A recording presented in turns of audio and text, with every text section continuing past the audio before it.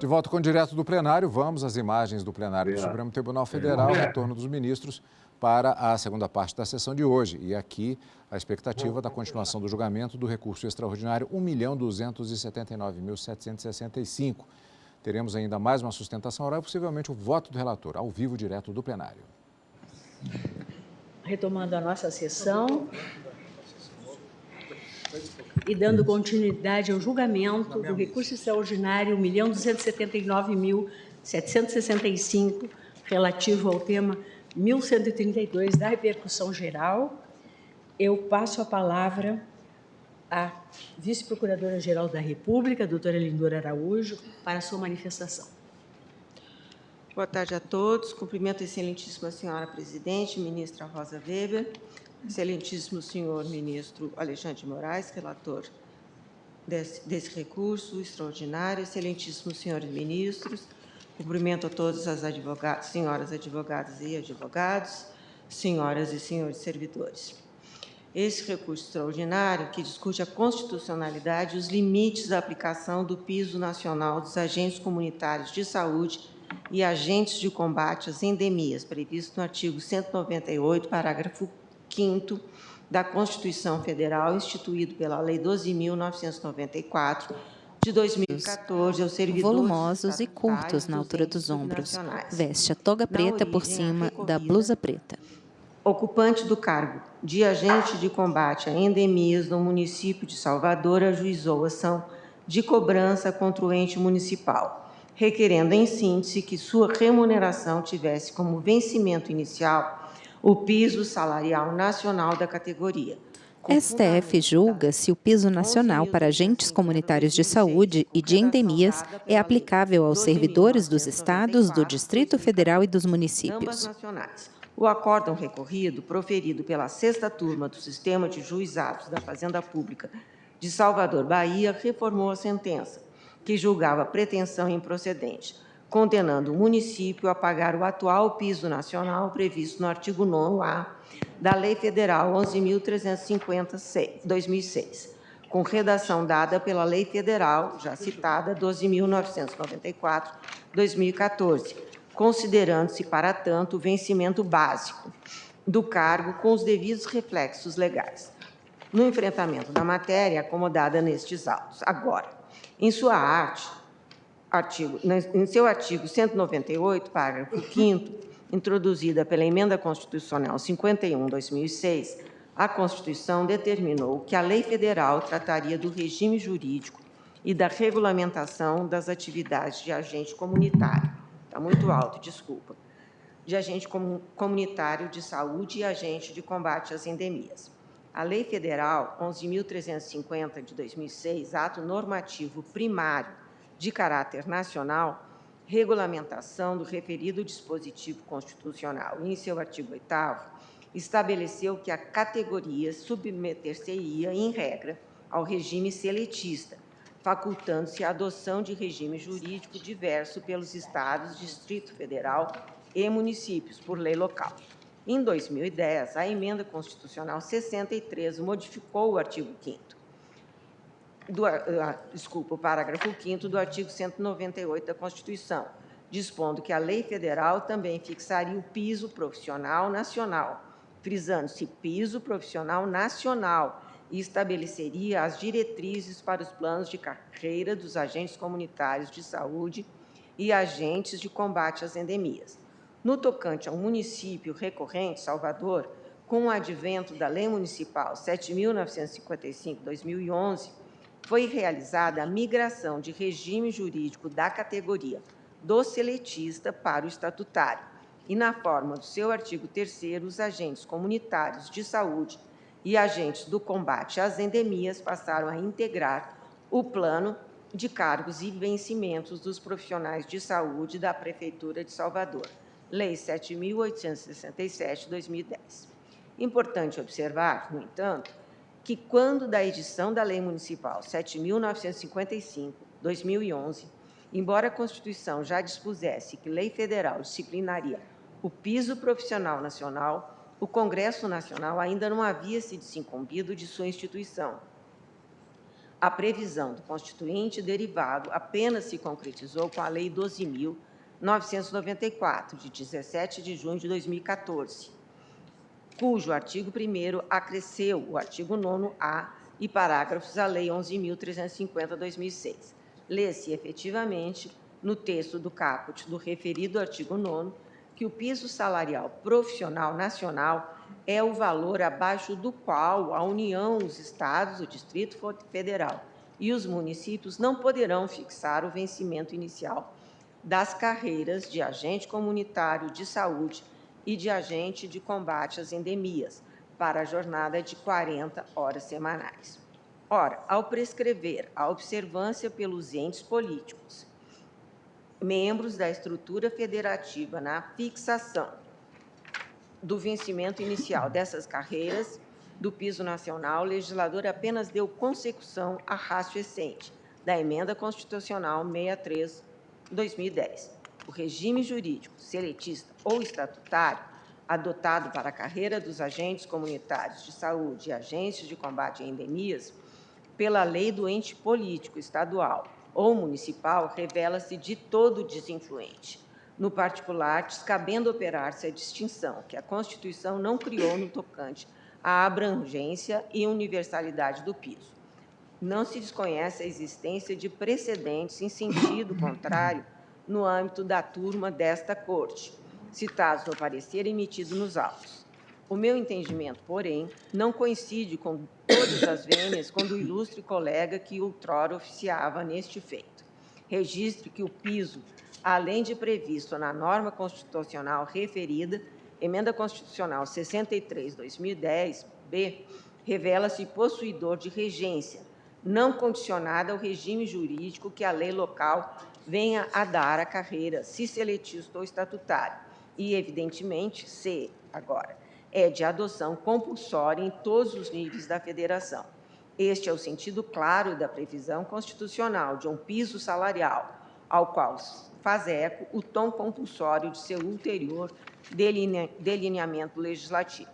Sublinhe-se que a limitação imposta pelo piso previsto na Emenda Constitucional 63/2010 não obsta a que cada ente político subnacional estabeleça, por lei própria, artigo 37, caput, e 39, caput, da Constituição de 88, o regime jurídico e o plano de carreira de seus servidores, bem como, por lei específica, altera a remuneração de seus servidores.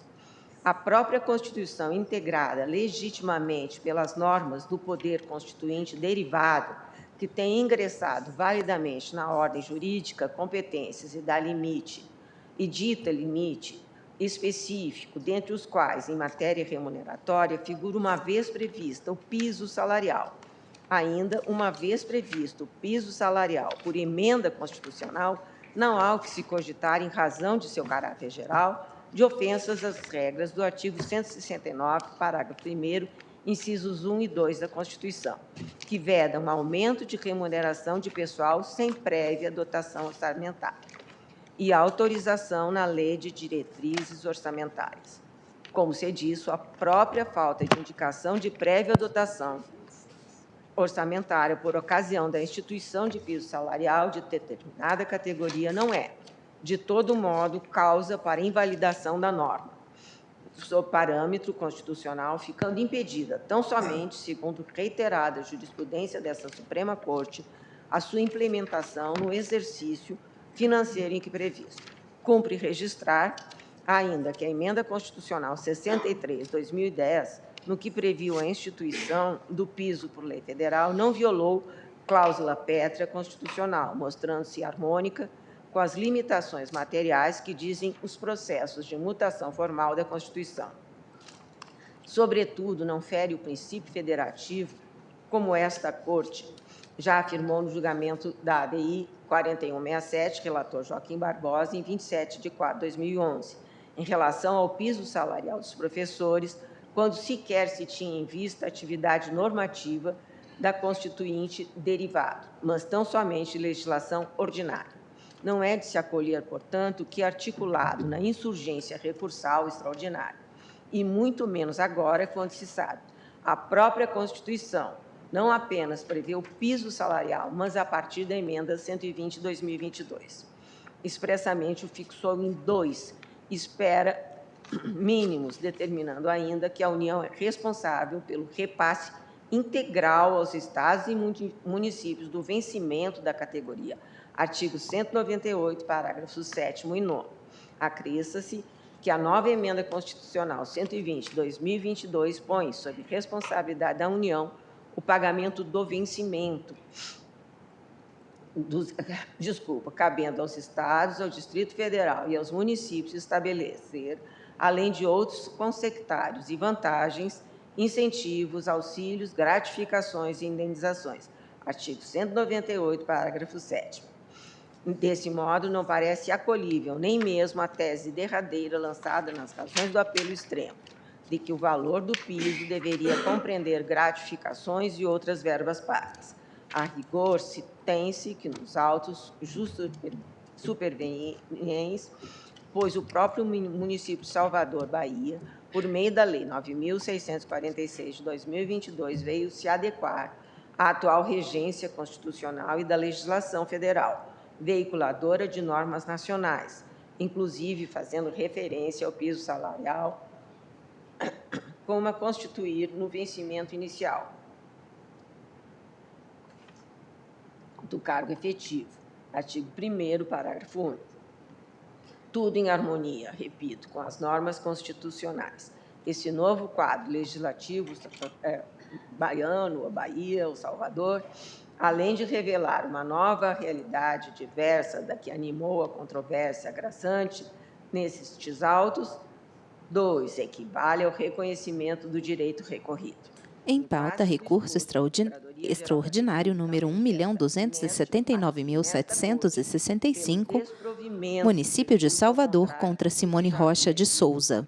Sustentação oral feita pela vice-procuradora-geral da República, Lindora Araújo. Desprovimento do recurso, pedindo e sugerindo, nesse caso, que o piso salarial nacional dos agentes comunitários de saúde, dos agentes de combate às endemias, aplica-se compulsoriamente aos estados, Distrito Federal e municípios, independentemente da natureza seletista ou estatutária do regime jurídico estabelecido pela lei de cada ente político. O piso salarial dos agentes comunitários de saúde, dos agentes de combate às endemias, consiste no vencimento inicial, não abrangendo outras verbas, consectários e vantagens, incentivos, auxílios, gratificações e indenizações, que venham a ser pagos pelos estados, Distrito Federal ou municípios. Muito obrigada, ministra. Agradeço a vice-procuradora-geral da República, doutora Lindora Araújo. Verifico que são 17h40. Então, consulto o eminente relator sobre a possibilidade de proferir o voto ainda hoje. Presidente, em 20 minutos eu não terminarei, presidente. Então, acho que Vossa Excelência é melhor para os trabalhos deixarmos para a próxima sessão. Eu só gostaria de fazer 2 observações, presidente, Sim. se me permite. Vossa Excelência está com a palavra. Primeiro, cumprimentar todos aqueles que fizeram as sustentações orais, o doutor Wilson, pelo Ministro Salvador, Alexandre de Moraes, à esquerda na bancada. Perdão, doutor Yuri Oliveira, pela recorrida, doutora Fernanda, doutor Marcelo, doutor Evando e a vice-procuradora-geral, doutora Lindora. Segundo, presidente, e é importante que fique claro, em momento algum essa corte está julgando ou irá julgar a importância dos agentes comunitários de saúde no Brasil. Isso foi muito salientado da tribuna, a importância, e não é isso que está sendo analisado, porque disso ninguém tem nenhuma dúvida. Os agentes comunitários estão presentes em 98% dos municípios. É um programa que se iniciou na estratégia de saúde da família na década de 1990, na verdade, em 91, o programa de agentes comunitários de saúde. Em 94, essa ideia se expandiu com novas atribuições, é uma atividade de extrema importância, uma atividade, e isso foi salientado na tribuna, que faz uma ligação, um link do poder público, das áreas de saúde com a comunidade mais vulnerável, aquela que tem a vulnerabilidade social. Então, é importante já deixarmos claro, desde o início, toda a importância e o respeito que essa corte tem para os agentes comunitários de saúde, pelas funções que exercem. O que será analisado é uma questão constitucional. Obrigada, ministro Alexandre. Nós não teríamos condições, de forma alguma, de encerrar o julgamento hoje, ainda que Vossa Excelência proferisse o voto, porque todos os colegas teriam que Ministra votar. Rosa Weber. E, por outro lado, o ministro Dias Toffoli, que esteve conosco em toda a primeira parte da sessão, não se encontra presente e amanhã não terá condições também de estar aqui, está em viagem. Então, eu pergunto se, em vez de nós suspendermos e designarmos a continuidade para amanhã, possamos fazer para a próxima quarta-feira, se Vossa Excelência tem disponibilidade. Eu acho até mais importante, porque o ministro Dias Toffoli que destacou. Então, obviamente, depois do meu voto, ele que deverá votar, né? Então, nós podemos retornar na próxima quarta-feira. Para mim, não há nenhum problema, presidente. E já temos amanhã marcado um outro julgamento de repercussão geral da relatoria do ministro Luiz Roberto Barroso. Então, eu vou suspender este julgamento e nós vamos dar continuidade a ele, o primeiro processo, na próxima quarta-feira, que vai ser o dia 26. Vamos registrar, então, que após o relatório e as sustentações orais, o julgamento foi suspenso e terá continuidade no dia 26, às 14 horas. 26 de abril, às 14 horas. Senhores ministros,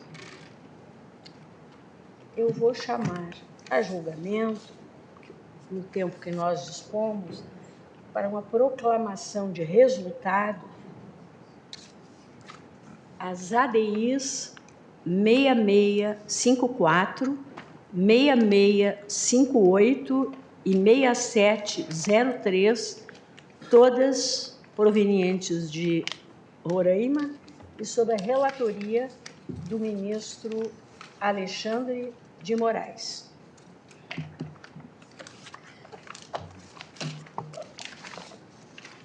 Começamos o debate sobre esse processo na semana passada, com relação à proclamação do resultado. E o que nós tínhamos em termos de decisão lançado na papeleta no julgamento virtual? O voto do ministro Alexandre de Moraes, julgando procedente a ação direta para fixar interpretação conforme a Constituição, ao artigo 30, parágrafo 4º da Constituição do Estado de Roraima, tanto na redação originalmente impugnada como no texto atualmente em vigor, no sentido de possibilitar uma única reeleição sucessiva aos mesmos cargos da mesa diretora da Assembleia Legislativa de Roraima, mantendo-se todos os efeitos da medida cautelar concedida. Houve pedido de vista pelo ministro Gilmar Mendes e, após o voto vista do ministro Gilmar, com parcial divergência, no sentido do julgamento de procedência do pedido para conferir interpretação conforme ao artigo citado e estabelecer que é permitida apenas uma reeleição ou recondução sucessiva ao mesmo cargo da mesa diretora, mantida a composição da mesa de Assembleia Legislativa eleita antes da publicação da ata de julgamento da EDI 6524, tivemos os votos dos ministros André Mendonça, Dias Toffoli, Luiz Roberto Barroso, Luiz Fux, Nunes Marques e o meu, acompanhando a parcial divergência do ministro Gilmar Mendes. E os votos dos ministros Edson Fachin, Ricardo Lewandowski e Carmen Lúcia, acompanhando o relator. Esse foi o resultado que constou do plenário virtual provisório, remetendo à sessão presencial à proclamação do resultado. Então, nós temos aqui 7 votos favoráveis à divergência aberta pelo ministro Gilmar Mendes e 4 votos computado do relator, uma divergência parcial.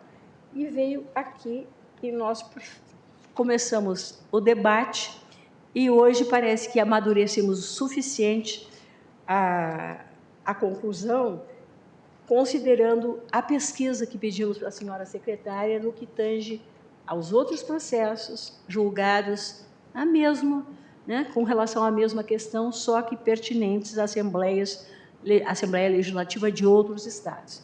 E aí relacionamos a ADI 6688, ADI 6698, ADI 6714 e ADI 7016, todas sob a relatoria do ministro Gilmar Mendes, e ainda as ADIs 6683, 6686, 6687, 6711 e 6718, todas sob a relatoria do ministro Nunes Marques, convergindo com o mesmo resultado apresentado e da divergência parcial aberta pelo ministro Gilmar Mendes. Parece-me, eu pedi que fosse passada aos gabinetes de Vossas Excelências essa relação de ações de controle concentrado e que todas revelam que a conclusão foi lançada nos termos, como disse, da divergência parcial aberta pelo ministro Gilmar Mendes. Eu leio exemplificativamente a ADI 6688, no sentido, num primeiro momento, de conferir interpretação conforme o artigo no caso, é a Constituição do Estado do Paraná, e estabelecer, diz aqui, que é permitida apenas uma reeleição ou recondução sucessiva ao mesmo cargo da mesa diretora, mantida a composição da mesa de Assembleia Legislativa eleita antes da publicação da ata de julgamento da ADI 6524, que é 7 de janeiro de 2021. E foram aí fixadas as teses de julgamento. As teses também são conhecidas, mas eu só relembro o item 3, que diz que o limite de uma única reeleição ou recondução, acima veiculado, deve orientar a formação da mesa da Assembleia Legislativa no período posterior à data de publicação da ata de julgamento da ADI 6524, de modo que não serão consideradas, para fins de inelegibilidade, as composições eleitas antes de 7 de março de 2021, salvo se configurada a antecipação fraudulenta das eleições, como burla ao entendimento do Supremo Tribunal Federal. Todos os resultados proclamados nessas diferentes ADIs se fizeram nesses exatos termos propostos pela divergência parcial, que prevaleceu, apresentada pelo ministro Gilmar Mendes. Então, eu consulto Vossas Excelências sobre a possibilidade de aqui ser mantida exatamente esta formulação, como conclusão de julgamento, espelhando a compreensão do plenário. E eventuais divergências que têm sido apontadas em reclamações dirigidas ao Supremo quanto à interpretação desta parte dispositiva, se o caso, que se venham a ser enfrentadas pelo plenário no âmbito de uma reclamação que eu pautaria para a sessão presencial. Ouço o ministro relator, ministro André. Obrigado, presidente. Obrigado, presidente. Eu concordo integralmente, presidente. Ministro Gilmar. Os demais ministros. Creio, presidente, que a proclamação que Vossa Excelência sugere solve os presentes casos muito adequadamente. Também estou de acordo. Eu agradeço. Pergunto se o ministro Fux, ministro André Mendonça, ministro Nunes Marques... Tendo em vista Essa observação de que o ministro Alexandre de Moraes também acompanha, eu acompanho integralmente. Acompanho também, senhora presidente. Senhora presidente, me pareceu que a tese que foi fixada ela foi um pouco além do decidido, talvez na esteira do que... me desculpe, boa tarde a todos e cumprimento todos os ministros na pessoa da nossa presidente, ministra Rosa Weber, e também a doutora Lindora. Me parece que a tese ela foi um pouco mais ampla. O que foi decidido é que se mantinha a última eleição, ou seja, não importava se aquela mesa diretora ou presidente da Assembleia tinha sido reeleito 4 ou 5 vezes. Naquele momento fotográfico, quem estava no exercício era mantido. E isso é o que foi decidido. Na construção da tese, se eu não ouvi bem, me parece que há um efeito prospectivo e que se conta a partir de então, toma aquele exercício daquele mandato como de exato. O ministro Nunes Marques fala por videoconferência. Além dele.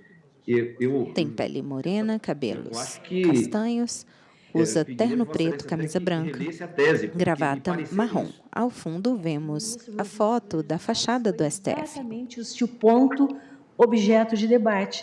E o que nós concluímos? Que este ponto ele está sendo enfrentado e discutido em reclamações.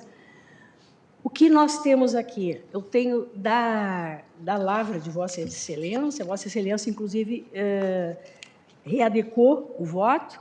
Todas essas 6 ADIs que eu citei são da relatoria de Vossa Excelência. 6683, 6686, 6687, 6711, 6718. Todas têm essa proclamação de resultado. Eu vou fazer até a leitura integral do resultado da ADI 6683, relatoria de Vossa Excelência, ministro Nunes Marques. O tribunal, por maioria, julgou parcialmente procedente o pedido para atribuir interpretação conforme a Carta da República ao artigo tal, no caso era do Estado do Amapá, na redação da emenda tal, e estabelecer que é permitida apenas uma reeleição ou recondução sucessiva ao mesmo cargo da mesa diretora, mantida a composição da mesa de Assembleia Legislativa eleita antes da publicação da ata de julgamento da ADI 6524, que é 7 de janeiro de 2021, e fixou as seguintes teses de julgamento. Primeiro, a eleição dos membros das mesas das Assembleias Legislativas Estaduais deve observar o limite de uma única reeleição ou recondução, limite cuja observância independe dos mandatos consecutivos referirem-se à mesma legislatura. Segundo, a vedação à reeleição ou recondução aplica-se somente para o mesmo cargo da mesa diretora, não impedindo que membro da mesa anterior se mantenha no órgão de direção, desde que em cargo distinto. Terceiro, o limite de uma única reeleição ou recondução, acima veiculado, deve orientar a formação da mesa da Assembleia Legislativa no período posterior à data de publicação da ata de julgamento da ADI 6524, de modo que não serão consideradas para fins de inelegibilidade as composições eleitas antes de 7 de janeiro de 2021, salvo se configurada a antecipação fraudulenta das eleições como burla ao entendimento do Supremo Tribunal Federal. Fecho as aspas. Tudo nos termos do voto reajustado do relator, que é Vossa Excelência, vencidos parcialmente, quanto ao mérito, os ministros Ricardo Lewandowski e Carmen Lúcia. Esse julgamento foi feito pelo plenário em 7 de dezembro de 2022. Todas as ADIs tem exatamente essa conclusão de julgamento. E, como Vossa Excelência bem pontua, começou a surgir uma divergência interpretativa por meio de reclamações, ou a partir de reclamações. E o que nós estamos sugerindo é exatamente isso, que a atual, em julgamento, observe a mesma proclamação de resultado e a primeira reclamação que esteja a versar sobre esse tema me seja encaminhada, que eu pautarei para o plenário virtual. E aí nós espancaremos essa dúvida. Existe mesmo, ministro Nunes Marques, duas possibilidades de interpretação. Tanto é que o ministro Alexandre e o ministro Gilmar concordaram nessa linha. Eu também estou de acordo. Tá certo. Agradeço a Vossa Excelência. Fica para proclamado o resultado nesses exatos termos.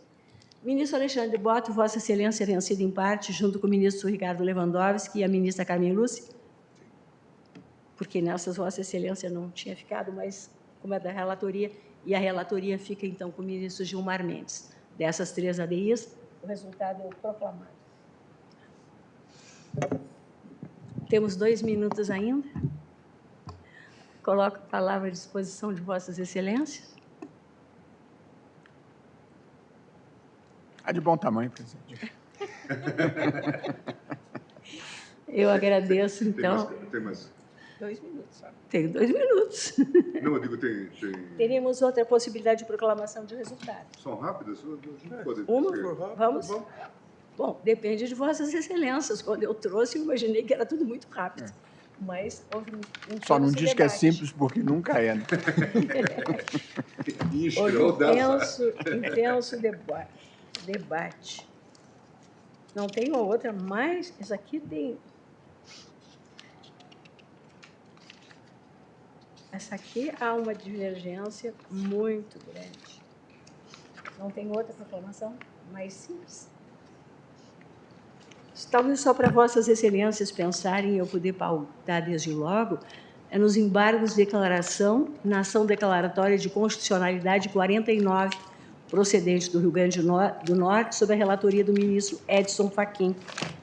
Eu gostaria de sugerir que, quem sabe, a gente conseguisse enfrentar, eventualmente, essa proclamação, mas se Vossa Excelência entender que ainda há uma dificuldade, é que, a rigor, aqui tem um tema de modulação. Talvez não seja tão singelo. É a questão da cobrança. Do deslocamento. Peço escusas pela interrupção, presidente. Não, eu não tenho nenhuma dificuldade em nós enfrentarmos, mas é que eu... Na verdade, nós ficamos aqui com 6 a 5. 6 ministros, 5 ministros acompanhando Vossa Excelência, nós fechamos 6, é o problema da modulação, né? E 5 ministros acompanhando o acolhimento do ministro Dias Toffoli aos embargos de declaração quanto à modulação. Então, o que nós concluímos aqui é que existe maioria, existe unanimidade no sentido da modulação, o que talvez seja simples no sentido da prevalência. Que o voto médio é do ministro Edson Fachin. Isso também me parecia. Mas como é modulação, precisaria de 8 votos aqui, né? Não, mas é que tem 8 votos, é questão de saber. Mas é aquela questão, ministro. Todos modulam. Todos modulam. Sim. A necessidade dos 8 é para modularmos, e aqui todos modulam. Do meu ponto de vista, prevaleceria a modulação que tem a maioria. E as 6 votando numa linha. Como eu voto junto com o ministro Luiz Edson Fachin, talvez quem tenha que se pronunciar é quem fica no 5. Bom, vamos... Seria isso. Então, posso fazer a leitura. Os 6 primeiros, capitaneados pelo relator, ministro Edson Fachin, ou seja, ministra Carmen Lúcia, ministro Ricardo Lewandowski, ministro Luiz Roberto, ministro Gilmar Mendes e eu, julgamos procedentes os embargos para modular os efeitos da decisão, a fim de que tenha eficácia pró-futuro a partir do exercício financeiro de 2024. ressalvados os processos administrativos e judiciais pendentes de conclusão até a data de publicação da ata de julgamento da decisão de mérito. Exaurido o prazo sem que os Estados disciplinem a transferência de créditos do ICMS entre estabelecimentos de mesmo titular, fica reconhecido o direito dos sujeitos passivos de transferirem tais créditos. Então, embargos conhecidos e parcialmente providos para a declaração de inconstitucionalidade parcial sem redução do texto do artigo 11, parágrafo 3º, 2 da Lei Complementar 87 de 1996, excluindo de seu âmbito de incidência apenas a hipótese de cobrança do ICMS sobre as transferências de mercadorias entre estabelecimentos do mesmo titular. Essa, do meu ponto de vista, seria a proclamação do resultado. Os 5 outros votos, ministro Dias Toffoli, ministro Luiz Fux, ministro Nunes Marques, ministro Alexandre de Moraes e ministro Andrés Mendonça, votaram no sentido do acolhimento dos embargos de declaração para modulação de efeitos, ou seja, concordam com a modulação, mas em que termos? De modo que a decisão de mérito tem eficácia após o prazo de 18 meses, contados da data da publicação da ata de julgamento dos presentes embargos de declaração, ficando ressalvadas aí com as mesmas ressalvas. O ponto é esse: 18 meses após a publicação da ata de julgamento ou nos moldes propostos pelo ministro Presidente, Fachin. Pois não. Permite? Claro, sim. Acho que realmente não há nenhuma dúvida. Todos modularam. 9 votos, ministro Alexandre, pela modulação. Pela modulação. Os 6 votos, a maioria, a modulação é menos abrangente do que os 5.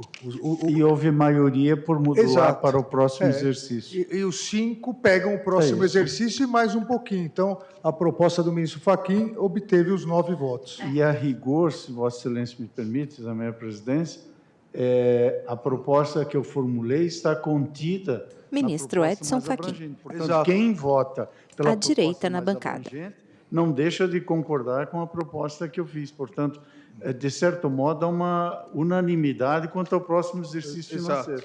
E, na verdade, ministro, ressalvado os 5 que estendiam 11, mais 6 não foram 9 votos, foram 11 votos. 11 votos, sim. 6 votos com o de Vossa Excelência e 5 votos com o computado do ministro Dias Toffoli, que abriu a pequena divergência. Nós temos 11 votos aqui. Estávamos com a composição completa. E os 11 modulam. Exato. Só que 6 modulam nos moldes previstos por Vossa Excelência e 5 pelos 18 meses. Todos estão de acordo? Posso proclamar o resultado? Senhora presidente. Pois não. Ouço, ministro Nunes Marques, com a palavra. Senhora presidente, eu também estou de acordo. Apenas um pequeno registro. No meu voto, eu não vou aderir aos fundamentos lançados agora, porque vejo que, se fosse o inverso, não seria a mesma lógica. Ministro então, Nunes Marques. O meu pensamento é mais cartesiano. Nós atingimos o quórum para modular. E a maioria simples se encarrega de resolver. Porque, se fosse o contrário, a proposta mais abrangente, tendo 6 votos, e a menos abrangente, 5 votos, e essa lógica do voto médio não serviria e viria de impacto à minha lógica cartesiana. Então, eu acho que o quórum é para modular. Nós atingimos a inteireza do colegiado, a unanimidade. E a maioria de 6 transforma o resultado em vencedor. Então, é só esse registro que eu faço. Mas, com o resultado, estou de acordo. Ministro Nunes Marques. Ministro Luiz Fux pediu a palavra. Senhora presidente, eu não pedi, mas aproveito para dar boa tarde a todos os integrantes do plenário, e eu vejo que eu fiquei na corrente vencida quanto à extensão da tese, não é isso? Isso. A extensão da modulação só. A extensão da modulação. Só da modulação. Quer dizer, houve quórum para modular, mas na extensão eu restei vencido, me submeto à colegialidade. Nós seguimos a mesma lógica num processo que apreciamos a semana passada, uma proclamação de resultado. A DI 4441, se não me falha a memória, da quinta-feira. Isso. Então, foi ali, fizemos essa discussão e concluímos que o quórum necessário para a modulação estava atingido, e aí prevalecia, na lógica cartesiana do ministro Nunes Marques, aquela corrente por maioria simples, né? E ali deixaríamos de lado o voto médio. Ministro André, alguma observação? De acordo, senhora presidente. A DI, senhora presidente, é 4411. 4411? Na enunciação inicial, me equivoquei, 4411. É o mesmo raciocínio. Então, que bom que conseguimos encerrar. Eu proclamo o resultado nesses termos. Exatamente que eu fiz a leitura, o julgamento de procedência dos presentes embargos para modular os efeitos da decisão, a fim de que tenha eficácia pró-futuro, a partir do exercício financeiro de 2024, ressalvados os processos administrativos e judiciais pendentes de conclusão até a data de publicação da ata de julgamento da decisão de mérito. Exaurido o prazo, sem que os Estados disciplinem a transferência de créditos do ICMS entre estabelecimentos do mesmo titular, fica reconhecido o direito dos sujeitos passivos de transferirem tais créditos, embargos conhecidos e parcialmente providos para a declaração de inconstitucionalidade parcial, sem redução de texto, do artigo 13, parágrafo 3º, 2 da Lei Complementar 87 de 1996, excluindo de seu âmbito de incidência apenas a hipótese de cobrança do ICMS sobre as transferências de mercadorias entre estabelecimentos de mesmo titular. Decisão por maioria, vencidos em parte os ministros Dias Toffoli, Luiz Fux, Nunes Marques, Alexandre de Moraes e André Mendonça. O julgamento também desses embargos de declaração encerrados. Agora sim, agradeço a presença de todos, desejo uma excelente noite, declaro encerrada a sessão. Obrigado, presidente.